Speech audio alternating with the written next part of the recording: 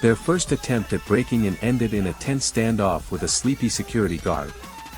Lauren's quick thinking and Larry's surprising ability to bluff their way through the situation saved them from a potential disaster. They stumbled into the complex, dodging laser beams and dodging patrols like they were in a high-stakes game of cat and mouse. Larry couldn't believe how fast Lauren could move in those high-heeled boots of hers. They had to be a Martian fashion statement because they certainly weren't practical for sneaking around. Inside the heart of the MIB facility, they faced a labyrinth of corridors, each twist and turn seemingly designed to confound and disorient.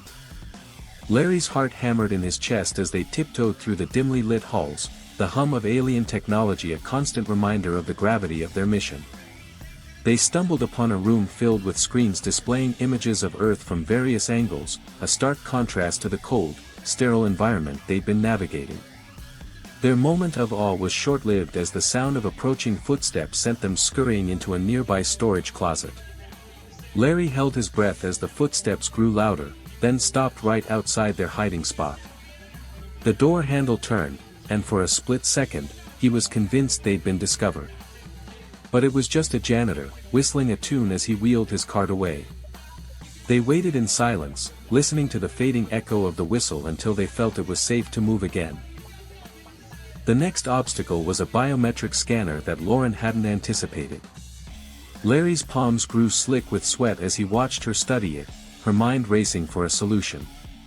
She turned to him with a mischievous glint in her eye. "Kiss me," she whispered.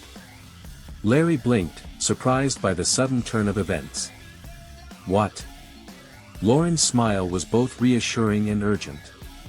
"It's a Martian trick," she explained. "If we share a kiss, I can transfer my DNA to you. It won't change anything about you, but it'll fool the scanner into thinking you're one of us." He stared at her, his heart racing. Could he do it? Kiss an alien? The idea was ludicrous, yet here he was, hiding in a government facility, about to commit treason for love. He leaned in, his mind racing with doubt and excitement, and their lips met in a soft, tentative kiss. The moment stretched, filled with a strange mix of the alien and the familiar. A warmth grew between them, and suddenly, Larry felt a rush of new knowledge flooding his mind.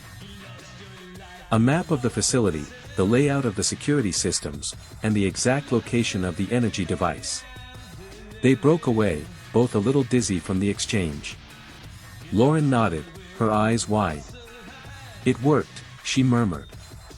They stepped out of the closet, and Larry's hand hovered over the scanner. He took a deep breath and pressed his thumb down firmly. The light flickered green, and the door hissed open.